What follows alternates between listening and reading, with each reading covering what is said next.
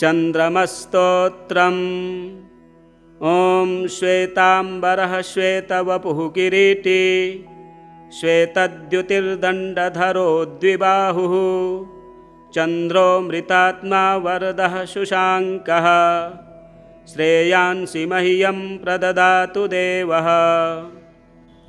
दधिशङ्खतुषाराभं क्षीरोदार्णवसम्भवम् नमामि शशिनं सोमं शम्भोर्मुकुटभूषणम्। क्षीरसिन्धुसमुत्पन्नो रोहिणीसहितः प्रभुः हरस्य मुकुटावासः बालचन्द्र नमोऽस्तु ते।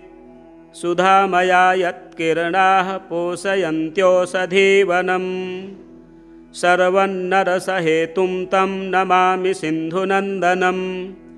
राकेशं तारकेशं च रोहिणीप्रियसुन्दरं ध्यायतां सर्वदोषघ्नं नमामीन्दुं मुहुर्मुहुः। ध्यायतां सर्वदोषघ्नं नमामीन्दुं मुहुर्मुहुः। चन्द्रमस्तोत्रं सम्पूर्णम्। चन्द्रकवचम्। श्रीगणेशाय नमः। अस्य श्रीचन्द्रकवचस्तोत्रमन्त्रस्य गौतमऋषिः अनुष्टुप्-छन्दः। श्रीचन्द्रो देवता चन्द्रप्रीत्यर्थं जपे विनियोगः। समं चतुर्भुजं वन्दे केयूरमुकुटोज्ज्वलं वासुदेवस्य नयनं शङ्करस्य च भूषणम्। एवं ध्यात्वा जपेन्नित्यं शशिनः कवचं शुभं। शशी पातु शिरोदेशं भालं पातु कलानिधिः। चक्षुषी चन्द्रमाः पातु श्रुति पातु निशापतिः।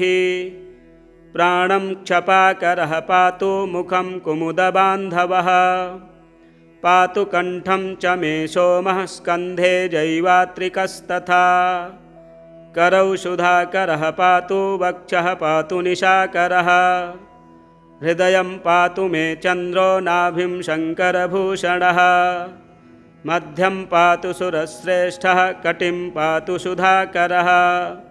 ऊरु तारापतिः पातु मृगाङ्को जानुनीषदा। अब्धिजः पातु मे जङ्घे पातु पादौ विधुः सदा।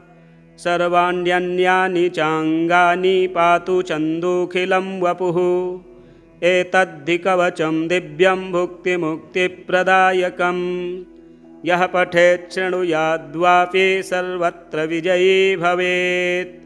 यः पठेत् शृणुयाद्वापि सर्वत्र विजयी भवेत्। श्रीचन्द्रकवचं सम्पूर्णम्। चन्द्राष्टोत्तरशतनामावली। चन्द्रबीजमन्त्रः। ॐ श्रां श्रीं स्रौं सः चन्द्राय नमः। ॐ श्रीमते नमः। ॐ शशधराय नमः। ॐ चन्द्राय नमः। ॐ ताराधीशाय नमः। ॐ निशाकराय नमः। ॐ सुखनिधये नमः। ॐ सदाराध्याय नमः। ॐ सत्पतये नमः। ॐ साधुपूजिताय नमः। ॐ जितेन्द्रियाय नमः। ॐ जगद्योगाय नमः। ॐ ज्योतिश्चक्रप्रवर्तकाय नमः। ॐ विकर्तनानुजाय नमः। ॐ वीराय नमः। ॐ विश्वेशाय नमः। ॐ विदुषाम्पतये नमः। ॐ दोषाकराय नमः। ॐ दुष्टदूराय नमः। ॐ पुष्टिमते नमः। ॐ शिष्टपालकाय नमः। ॐ अष्टमूर्तिप्रियाय नमः। ॐ अनन्ताय नमः। ॐ कष्टदारुकुठारकाय नमः। ॐ स्वप्रकाशाय नमः। ॐ प्रकाशात्मने नमः। ॐ द्युचराय नमः। ॐ देवभोजनाय नमः। ॐ कलाधराय नमः। ॐ कालहेतवे नमः। ॐ कामकृते नमः। ॐ कामदायकाय नमः। ॐ मृत्युसंहारकाय नमः। ॐ अमर्त्याय नमः। ॐ नित्यानुष्ठानदायकाय नमः। ॐ छपाकराय नमः। ॐ क्षीणपापाय नमः। ॐ क्षयवृद्धिसमन्विताय नमः। ॐ जैवात्रिकाय नमः। ॐ शुचये नमः। ॐ शुभ्राय नमः। ॐ जैने नमः। ॐ जयफलप्रदाय नमः। ॐ सुधामयाय नमः। ॐ सुरस्वामिने नमः। ॐ भक्तानामिष्टदायकाय नमः। ॐ भुक्तिदाय नमः। ॐ मुक्तिदाय नमः। ॐ भद्राय नमः। ॐ भक्तदारिद्र्यभञ्जकाय नमः। ॐ श्यामगानप्रियाय नमः। ॐ सर्वरक्षकाय नमः। ॐ सागरोद्भवाय नमः। ॐ भयान्तकृते नमः। ॐ भक्तिगम्याय नमः। ॐ भवबन्धविमोचकाय नमः। ॐ जगत्प्रकाशकिरणाय नमः। ॐ जगदानन्दकारणाय नमः। ॐ निःसपत्नाय नमः। ॐ निराहाराय नमः। ॐ निर्विकाराय नमः। ॐ निरामयाय नमः। ॐ भूक्षयाच्छादिताय नमः। ॐ भव्याय नमः। ॐ भुवनप्रतिपालकाय नमः। ॐ सकलार्तिहराय नमः। ॐ सौम्यजनकाय नमः। ॐ साधुवन्दिताय नमः। ॐ सर्वागमज्ञाय नमः। ॐ सर्वज्ञाय नमः। ॐ सनकादिमुनिस्तुताय नमः। ॐ सितच्छत्रध्वजोपेताय नमः। ॐ सिताङ्गाय नमः। ॐ सितभूषणाय नमः। ॐ श्वेतमाल्याम्बरधराय नमः। ॐ श्वेतगन्धानुलेपनाय नमः। ॐ दशाश्वररथसंरूढाय नमः। ॐ दण्डपाणये नमः। ॐ धनुर्धराय नमः। ॐ कुन्दपुष्पोज्ज्वलाकाराय नमः। ॐ नयनाब्जसमुद्भवाय नमः। ॐ आत्रेयगोत्रजाय नमः। ॐ अत्यन्तविनयाय नमः। ॐ प्रियदायकाय नमः। ॐ करुणारससम्पूर्णाय नमः। ॐ कर्कटप्रभवे नमः। ॐ अव्ययाय नमः। ॐ चतुरस्रासनारूढाय नमः। ॐ चतुराय नमः। ॐ दिव्यवाहनाय नमः। ॐ विवस्वन्मण्डलाग्नेयवाससे नमः। ॐ वसुसमृद्धिदाय नमः। ॐ महेश्वरप्रियाय नमः। ॐ दान्ताय नमः। ॐ मेरुगोत्रप्रदक्षिणाय नमः। ॐ ग्रहमण्डलमध्यस्थाय नमः। ॐ ग्रसिताकार्याय नमः। ॐ ग्रहाधिपाय नमः। ॐ द्विजराजाय नमः। ॐ द्युतिलकाय नमः। ॐ द्विभुजाय नमः। ॐ द्विजपूजिताय नमः। ॐ औदुम्बरनगावासाय नमः। ॐ उदाराय नमः। ॐ रोहिणीपतये नमः। ॐ नित्योदयाय नमः। ॐ मुनिस्तुत्याय नमः। ॐ नित्यानन्दफलप्रदाय नमः। ॐ सकलाह्लादनकराय नमः। ॐ पलासेधमप्रियाय नमः। चन्द्रा अष्टोत्तरशतनामावलिः सम्पूर्णम्। ॐ श्वेताम्बरः श्वेतवपुः किरीटी श्वेतद्युतिर्दण्डधरो द्विबाहुः चन्द्रो मृतात्मा वरदः शुशाङ्कः श्रेयांसि मह्यं प्रददातु देवः। दधिशङ्खतुषाराभं क्षीरोदार्णवसम्भवं नमामि शशिनं सोमं शम्भोर्मुकुटभूषणं क्षीरसिन्धुसमुत्पन्नो रोहिणीसहितः प्रभुः हरस्य मुकुटावासः बालचन्द्र नमोऽस्तु ते। सुधामया यत्किरणाः पोषयन्त्योषधीवनं सर्वन्नरसहेतुं तं नमामि सिन्धुनन्दनं। राकेशं तारकेशं च रोहिणीप्रियसुन्दरं ध्यायतां सर्वदोषघ्नं नमामीन्दुं मुहुर्मुहुः। ध्यायतां सर्वदोषघ्नं नमामीन्दुं मुहुर्मुहुः चन्द्रमस्तोत्रं सम्पूर्णम्। चन्द्रकवचं श्रीगणेशाय नमः। अस्य श्रीचन्द्रकवचस्तोत्रमन्त्रस्य गौतमऋषिः अनुष्टुप् छन्दः। श्रीचन्द्रो देवता चन्द्रप्रीत्यर्थं जपे विनियोगः। समं चतुर्भुजं वन्दे केयूरमुकुटोज्ज्वलम्। वासुदेवस्य नयनं शङ्करस्य च भूषणम्। एवं ध्यात्वा जपेन्नित्यं शशिनः कवचं शुभम्। शशी पातु शिरोदेशं भालं पातु कलानिधिः। चक्षुषी चन्द्रमाः पातु श्रुति पातु निशापतिः। प्राणं क्षपाकरः पातु मुखं कुमुदबान्धवः। पातु कण्ठं च मे सोमः स्कन्धे जैवात्रिकस्तथा। करौ सुधाकरः पातु वक्षः पातु निशाकरः। हृदयं पातु मे चन्द्रो नाभिं शङ्करभूषणः। मध्यं पातु सुरश्रेष्ठः कटिं पातु सुधाकरः। ऊरु तारापतिः पातु मृगाङ्को जानुनीषदा। अब्धिजः पातु मे जङ्घे पातु पादौ विधुः सदा। सर्वाण्यन्यानि चाङ्गानि पातु चन्दूखिलं वपुः। एतद्धि दिव्यं भुक्तिमुक्तिप्रदायकम्। यः पठेत् शृणुयाद्वापि सर्वत्र विजयी भवेत्। यः पठेत् शृणुयाद्वापि सर्वत्र विजयी भवेत्। श्रीचन्द्रकवचं सम्पूर्णम्।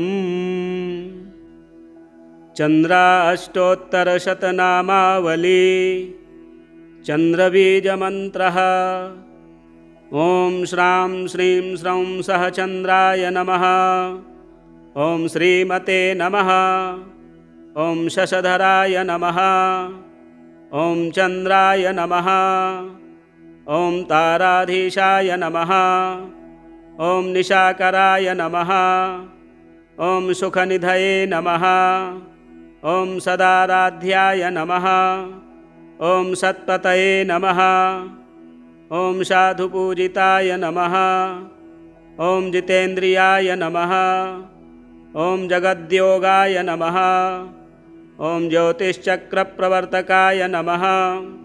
ॐ विकर्तनानुजाय नमः। ॐ वीराय नमः। ॐ विश्वेशाय नमः। ॐ विदुषां पतये नमः। ॐ दोषाकराय नमः। ॐ दुष्टदूराय नमः। ॐ पुष्टिमते नमः। ॐ शिष्टपालकाय नमः। ॐ अष्टमूर्तिप्रियाय नमः। ॐ अनन्ताय नमः। ॐ कष्टदारुकुठारकाय नमः। ॐ स्वप्रकाशाय नमः। ॐ प्रकाशात्मने नमः। ॐ द्युचराय नमः। ॐ देवभोजनाय नमः। ॐ कलाधराय नमः। ॐ कालहेतवे नमः। ॐ कामकृते नमः। ॐ कामदायकाय नमः। ॐ मृत्युसंहारकाय नमः। ॐ अमर्त्याय नमः। ॐ नित्यानुष्ठानदायकाय नमः। ॐ क्षपाकराय नमः। ॐ क्षीणपापाय नमः। ॐ क्षयवृद्धिसमन्विताय नमः। ॐ जैवात्रिकाय नमः। ॐ शुचये नमः। ॐ शुभ्राय नमः। ॐ जैने नमः। ॐ जयफलप्रदाय नमः।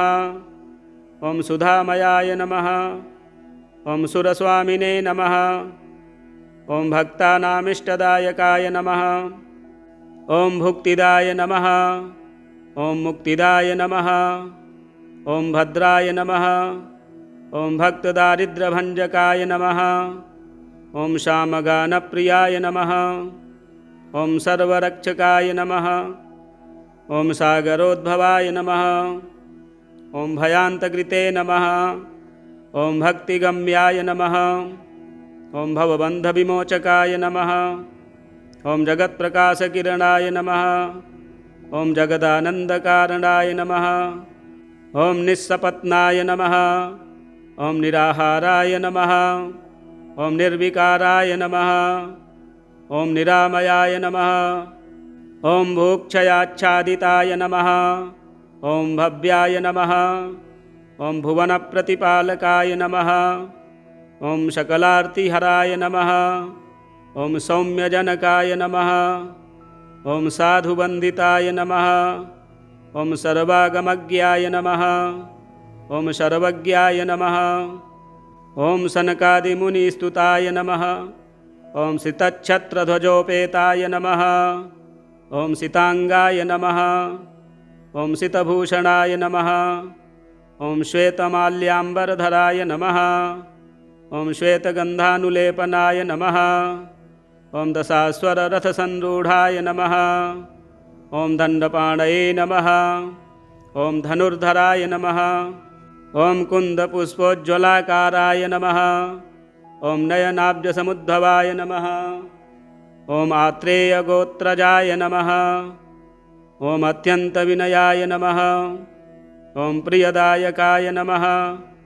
ॐ करुणारससम्पूर्णाय नमः। ॐ कर्कटप्रभवे नमः। ॐ अव्ययाय नमः। ॐ चतुरस्रासनारूढाय नमः। ॐ चतुराय नमः। ॐ दिव्यवाहनाय नमः। ॐ विवस्वन्मण्डलाग्नेयवाससे नमः। ॐ वसुसमृद्धिदाय नमः। ॐ महेश्वरप्रियाय नमः। ॐ दान्ताय नमः। ॐ मेरुगोत्रप्रदक्षिणाय नमः। ॐ ग्रहमण्डलमध्यस्थाय नमः। ॐ ग्रसिताकार्याय नमः। ॐ ग्रहाधिपाय नमः। ॐ द्विजराजाय नमः। ॐ द्युतिलकाय नमः। ॐ द्विभुजाय नमः। ॐ द्विजपूजिताय नमः। ॐ औदुम्बरनगावासाय नमः। ॐ उदाराय नमः। ॐ रोहिणीपतये नमः। ॐ नित्योदयाय नमः। ॐ मुनिस्तुत्याय नमः। ॐ नित्यानन्दफलप्रदाय नमः। ॐ सकलाह्लादनकराय नमः। ॐ पलासेधमप्रियाय नमः। चन्द्रा अष्टोत्तरशतनामावलिः सम्पूर्णम्। ॐ श्वेताम्बरः श्वेतवपुः किरीटी श्वेतद्युतिर्दण्डधरो द्विबाहुः चन्द्रो मृतात्मा वरदः शुशाङ्कः श्रेयांसि मह्यं प्रददातु देवः। दधिशङ्खतुषाराभं क्षीरोदार्णवसम्भवं नमामि शशिनं सोमं शम्भोर्मुकुटभूषणम्। क्षीरसिन्धुसमुत्पन्नो रोहिणीसहितः प्रभुः हरस्य मुकुटावासः बालचन्द्र नमोऽस्तु ते। सुधामया यत्किरणाः पोषयन्त्योषधीवनं सर्वन्नरसहेतुं तं नमामि सिन्धुनन्दनं। राकेशं तारकेशं च रोहिणीप्रियसुन्दरम् ध्यायतां सर्वदोषघ्नं नमामीन्दुं मुहुर्मुहुः। ध्यायतां सर्वदोषघ्नं नमामीन्दुं मुहुर्मुहुः। चन्द्रमस्तोत्रं सम्पूर्णम्। चन्द्रकवचं श्रीगणेशाय नमः। अस्य श्रीचन्द्रकवचस्तोत्रमन्त्रस्य गौतमऋषिः अनुष्टुप्-छन्दः। श्रीचन्द्रो देवता चन्द्रप्रीत्यर्थं जपे विनियोगः। समं चतुर्भुजं वन्दे केयूरमुकुटोज्ज्वलं। वासुदेवस्य नयनं शङ्करस्य च भूषणम्।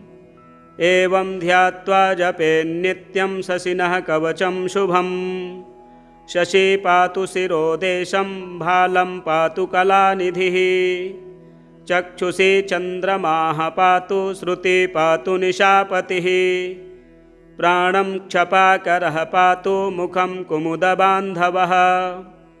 पातु कण्ठं च मे सोमः स्कन्धे जैवात्रिकस्तथा करौ सुधाकरः पातु वक्षः पातु निशाकरः हृदयं पातु मे चन्द्रो नाभिं शङ्करभूषणः मध्यं पातु सुरश्रेष्ठः कटिं पातु सुधाकरः ऊरु तारापतिः पातु मृगाङ्को जानुनीषदा अब्धिजः पातु मे जङ्घे पातु पादौ विधुः सदा सर्वाण्यन्यानि चाङ्गानि पातु चन्दूखिलं वपुः एतद्धि कवचं दिव्यं भुक्तिमुक्तिप्रदायकं यः पठेत् शृणुयाद्वापि सर्वत्र विजयी भवेत् यः पठेत् शृणुयाद्वापि सर्वत्र विजयी भवेत् श्रीचन्द्रकवचं सम्पूर्णम् चन्द्राष्टोत्तरशतनामावली चन्द्रबीजमन्त्रः ॐ श्रां श्रीं स्रौं सः चन्द्राय नमः ॐ श्रीमते नमः ॐ शशधराय नमः ॐ चन्द्राय नमः ॐ ताराधीशाय नमः ॐ निशाकराय नमः ॐ सुखनिधये नमः ॐ सदाराध्याय नमः ॐ सत्पतये नमः ॐ साधुपूजिताय नमः ॐ जितेन्द्रियाय नमः ॐ जगद्योगाय नमः ॐ ज्योतिश्चक्रप्रवर्तकाय नमः ॐ विकर्तनानुजाय नमः ॐ वीराय नमः ॐ विश्वेशाय नमः ॐ विदुषाम्पतये नमः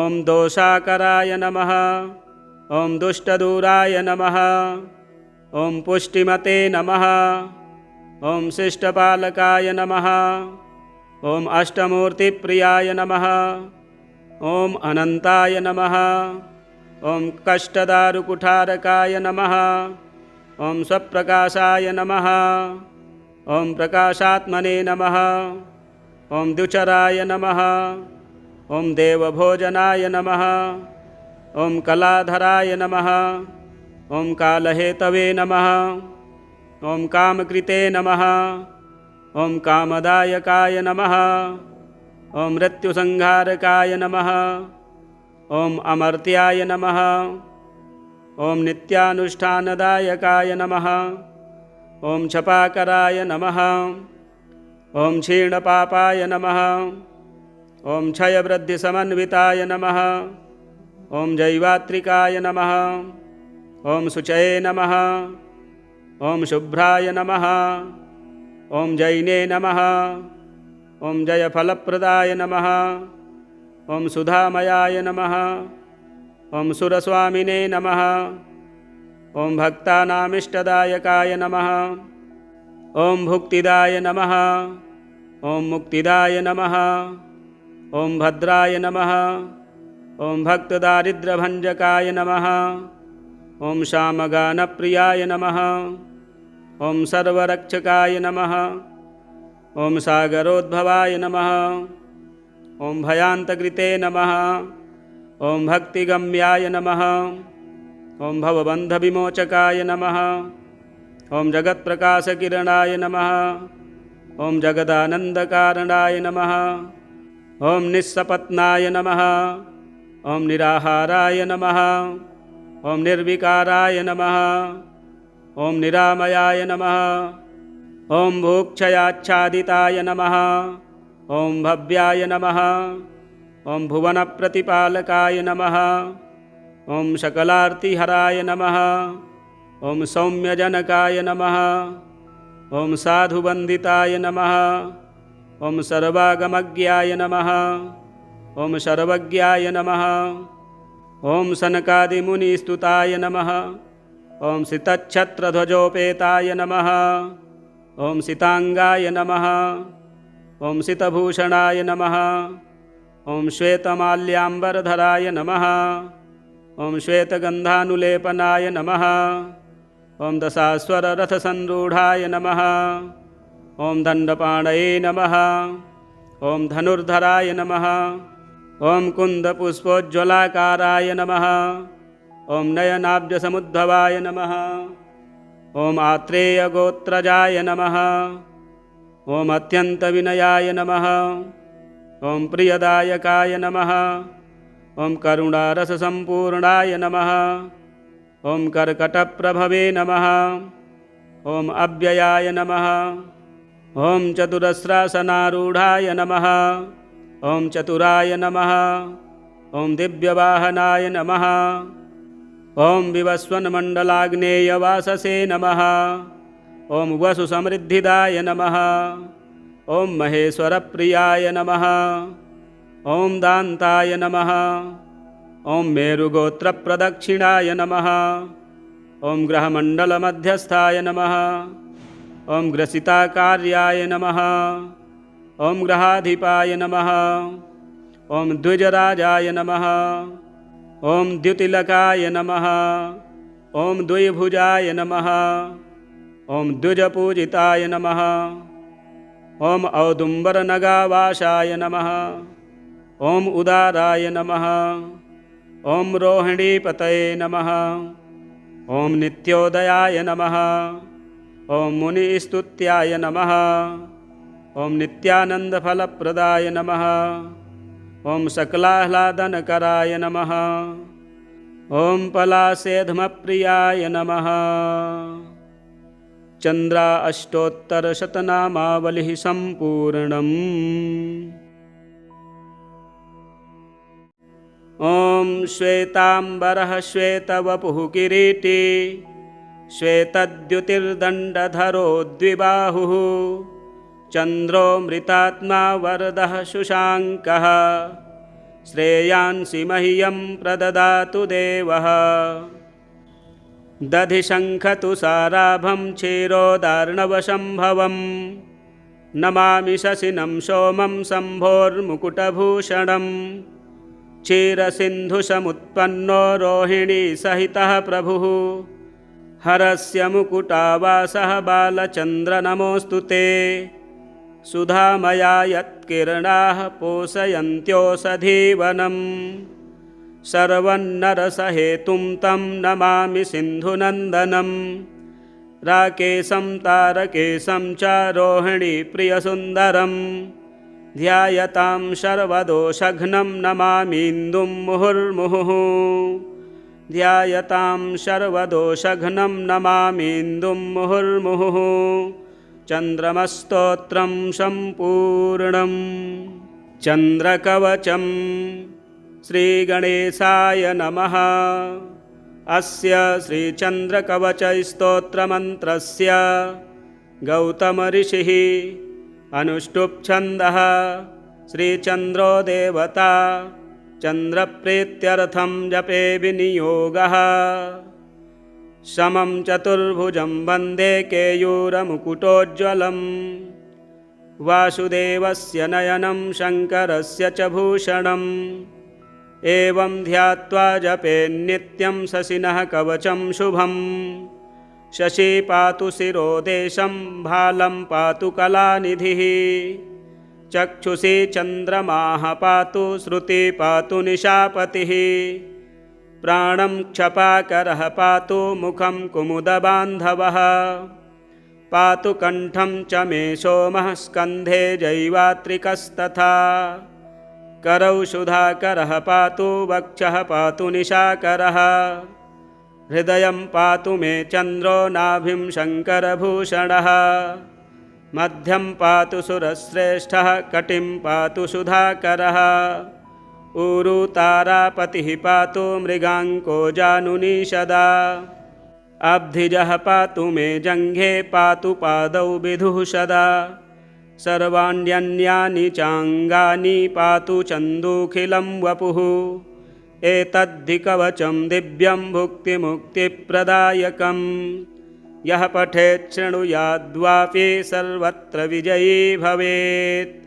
यः पठेत् शृणुयाद्वापि सर्वत्र विजयी भवेत्। श्रीचन्द्रकवचं सम्पूर्णम्। चन्द्राष्टोत्तरशतनामावली। चन्द्रबीजमन्त्रः ॐ श्रां श्रीं स्रौं सहचन्द्राय नमः। ॐ श्रीमते नमः। ॐ शशधराय नमः। ॐ चन्द्राय नमः। ॐ ताराधीशाय नमः। ॐ निशाकराय नमः। ॐ सुखनिधये नमः। ॐ सदाराध्याय नमः। ॐ सत्पतये नमः। ॐ साधुपूजिताय नमः। ॐ जितेन्द्रियाय नमः। ॐ जगद्योगाय नमः। ॐ ज्योतिश्चक्रप्रवर्तकाय नमः। ॐ विकर्तनानुजाय नमः। ॐ वीराय नमः। ॐ विश्वेशाय नमः। ॐ विदुषां पतये नमः। ॐ दोषाकराय नमः। ॐ दुष्टदूराय नमः। ॐ पुष्टिमते नमः। ॐ शिष्टपालकाय नमः। ॐ अष्टमूर्तिप्रियाय नमः। ॐ अनन्ताय नमः। ॐ कष्टदारुकुठारकाय नमः। ॐ स्वप्रकाशाय नमः। ॐ प्रकाशात्मने नमः। ॐ द्युचराय नमः। ॐ देवभोजनाय नमः। ॐ कलाधराय नमः। ॐ कालहेतवे नमः। ॐ कामकृते नमः। ॐ कामदायकाय नमः। ॐ मृत्युसंहारकाय नमः। ॐ अमर्त्याय नमः। ॐ नित्यानुष्ठानदायकाय नमः। ॐ क्षपाकराय नमः। ॐ क्षीणपापाय नमः। ॐ क्षयवृद्धिसमन्विताय नमः। ॐ जैवात्रिकाय नमः। ॐ शुचये नमः। ॐ शुभ्राय नमः। ॐ जैने नमः। ॐ जयफलप्रदाय नमः। ॐ सुधामयाय नमः। ॐ सुरस्वामिने नमः। ॐ भक्तानामिष्टदायकाय नमः। ॐ भुक्तिदाय नमः। ॐ मुक्तिदाय नमः। ॐ भद्राय नमः। ॐ भक्तदारिद्र्यभञ्जकाय नमः। ॐ श्यामगानप्रियाय नमः। ॐ सर्वरक्षकाय नमः। ॐ सागरोद्भवाय नमः। ॐ भयान्तकृते नमः। ॐ भक्तिगम्याय नमः। ॐ भवबन्धविमोचकाय नमः। ॐ जगत्प्रकाशकिरणाय नमः। ॐ जगदानन्दकारणाय नमः। ॐ निःसपत्नाय नमः। ॐ निराहाराय नमः। ॐ निर्विकाराय नमः। ॐ निरामयाय नमः। ॐ भूक्षयाच्छादिताय नमः। ॐ भव्याय नमः। ॐ भुवनप्रतिपालकाय नमः। ॐ सकलार्तिहराय नमः। ॐ सौम्यजनकाय नमः। ॐ साधुवन्दिताय नमः। ॐ सर्वागमज्ञाय नमः। ॐ सर्वज्ञाय नमः। ॐ सनकादिमुनिस्तुताय नमः। ॐ सितच्छत्रध्वजोपेताय नमः। ॐ सिताङ्गाय नमः। ॐ सितभूषणाय नमः। ॐ श्वेतमाल्याम्बरधराय नमः। ॐ श्वेतगन्धानुलेपनाय नमः। ॐ दशाश्वररथसंरूढाय नमः। ॐ दण्डपाणये नमः। ॐ धनुर्धराय नमः। ॐ कुन्दपुष्पोज्ज्वलाकाराय नमः। ॐ नयनाब्जसमुद्भवाय नमः। ॐ आत्रेयगोत्रजाय नमः। ॐ अत्यन्तविनयाय नमः। ॐ प्रियदायकाय नमः। ॐ करुणारससम्पूर्णाय नमः। ॐ कर्कटप्रभवे नमः। ॐ अव्ययाय नमः। ॐ चतुरस्रासनारूढाय नमः। ॐ चतुराय नमः। ॐ दिव्यवाहनाय नमः। ॐ विवस्वन्मण्डलाग्नेयवाससे नमः। ॐ वसुसमृद्धिदाय नमः। ॐ महेश्वरप्रियाय नमः। ॐ दान्ताय नमः। ॐ मेरुगोत्रप्रदक्षिणाय नमः। ॐ ग्रहमण्डलमध्यस्थाय नमः। ॐ ग्रसिताकार्याय नमः। ॐ ग्रहाधिपाय नमः। ॐ द्विजराजाय नमः। ॐ द्युतिलकाय नमः। ॐ द्विभुजाय नमः। ॐ द्विजपूजिताय नमः। ॐ औदुम्बरनगावासाय नमः। ॐ उदाराय नमः। ॐ रोहिणीपतये नमः। ॐ नित्योदयाय नमः। ॐ मुनिस्तुत्याय नमः। ॐ नित्यानन्दफलप्रदाय नमः। ॐ सकलाह्लादनकराय नमः। ॐ पलासेधमप्रियाय नमः। चन्द्रा अष्टोत्तरशतनामावलिः सम्पूर्णम्। ॐ श्वेताम्बरः श्वेतवपुः किरीटी श्वेतद्युतिर्दण्डधरो द्विबाहुः चन्द्रो मृतात्मा वरदः शुशाङ्कः श्रेयांसि मह्यं प्रददातु देवः।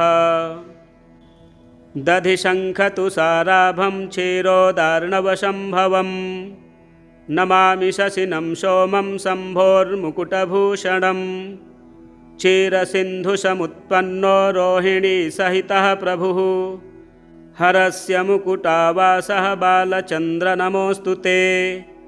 सुधामया यत्किरणाः पोषयन्त्योषधीवनं सर्वन्नरसहेतुं तं नमामि सिन्धुनन्दनं। राकेशं तारकेशं च रोहिणीप्रियसुन्दरं ध्यायतां सर्वदोषघ्नं नमामीन्दुं मुहुर्मुहुः। ध्यायतां सर्वदोषघ्नं नमामीन्दुं मुहुर्मुहुः। चन्द्रमस्तोत्रं सम्पूर्णम्। चन्द्रकवचं श्रीगणेशाय नमः। अस्य श्रीचन्द्रकवचस्तोत्रमन्त्रस्य गौतमऋषिः अनुष्टुप्छन्दः श्रीचन्द्रो देवता चन्द्रप्रीत्यर्थं जपे विनियोगः। समं चतुर्भुजं वन्दे केयूरमुकुटोज्ज्वलं वासुदेवस्य नयनं शङ्करस्य च भूषणम्। एवं ध्यात्वा जपेन्नित्यं शशिनः कवचं शुभं। शशी पातु शिरोदेशं भालं पातु कलानिधिः। चक्षुषी चन्द्रमाः पातु श्रुति पातु निशापतिः। प्राणं क्षपाकरः पातु मुखं कुमुदबान्धवः। पातु कण्ठं च मे सोमः स्कन्धे जैवात्रिकस्तथा। करौ सुधाकरः पातु वक्षः पातु निशाकरः। हृदयं पातु मे चन्द्रो नाभिं शङ्करभूषणः। मध्यं पातु सुरश्रेष्ठः कटिं पातु सुधाकरः। ऊरु तारापतिः पातु मृगाङ्को जानुनीषदा। अब्धिजः पातु मे जङ्घे पातु पादौ विधुः सदा। सर्वाण्यन्यानि चाङ्गानि पातु चन्दूखिलं वपुः। एतद्धि कवचं दिव्यं भुक्तिमुक्तिप्रदायकं। यः पठेत् शृणुयाद्वापि सर्वत्र विजयी भवेत्। यः पठेत् शृणुयाद्वापि सर्वत्र विजयी भवेत्। श्रीचन्द्रकवचं सम्पूर्णम्। चन्द्राष्टोत्तरशतनामावली। चन्द्रबीजमन्त्रः। ॐ श्रां श्रीं स्रौं सः चन्द्राय नमः। ॐ श्रीमते नमः। ॐ शशधराय नमः। ॐ चन्द्राय नमः। ॐ ताराधीशाय नमः। ॐ निशाकराय नमः। ॐ सुखनिधये नमः। ॐ सदाराध्याय नमः। ॐ सत्पतये नमः। ॐ साधुपूजिताय नमः। ॐ जितेन्द्रियाय नमः। ॐ जगद्योगाय नमः। ॐ ज्योतिश्चक्रप्रवर्तकाय नमः। ॐ विकर्तनानुजाय नमः। ॐ वीराय नमः। ॐ विश्वेशाय नमः। ॐ विदुषाम्पतये नमः। ॐ दोषाकराय नमः। ॐ दुष्टदूराय नमः। ॐ पुष्टिमते नमः। ॐ शिष्टपालकाय नमः। ॐ अष्टमूर्तिप्रियाय नमः। ॐ अनन्ताय नमः। ॐ कष्टदारुकुठारकाय नमः। ॐ स्वप्रकाशाय नमः। ॐ प्रकाशात्मने नमः। ॐ द्युचराय नमः। ॐ देवभोजनाय नमः। ॐ कलाधराय नमः। ॐ कालहेतवे नमः। ॐ कामकृते नमः। ॐ कामदायकाय नमः। ॐ मृत्युसंहारकाय नमः। ॐ अमर्त्याय नमः। ॐ नित्यानुष्ठानदायकाय नमः। ॐ क्षपाकराय नमः। ॐ क्षीणपापाय नमः। ॐ क्षयवृद्धिसमन्विताय नमः। ॐ जैवात्रिकाय नमः। ॐ शुचये नमः। ॐ शुभ्राय नमः। ॐ जैने नमः। ॐ जयफलप्रदाय नमः। ॐ सुधामयाय नमः। ॐ सुरस्वामिने नमः।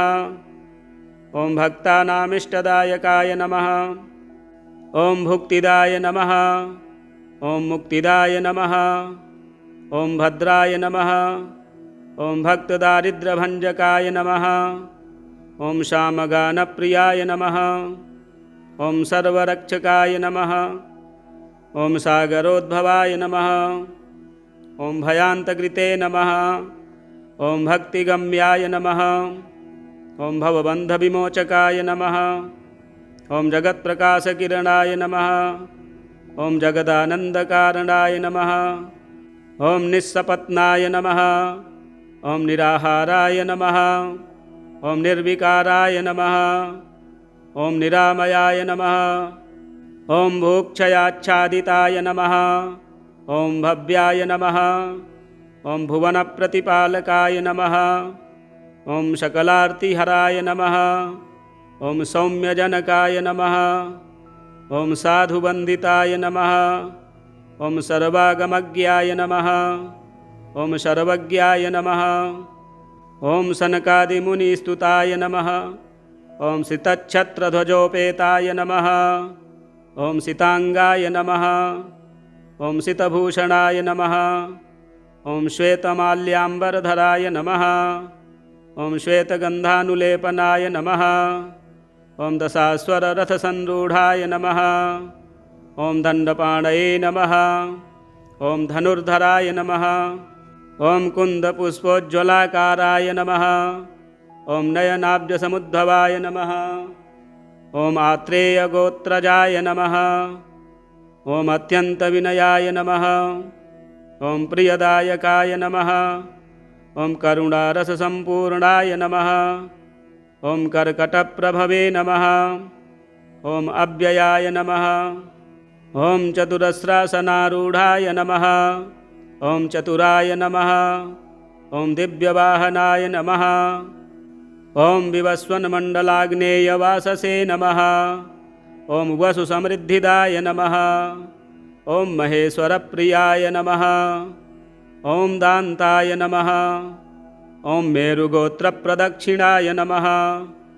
ॐ ग्रहमण्डलमध्यस्थाय नमः। ॐ ग्रसिताकार्याय नमः।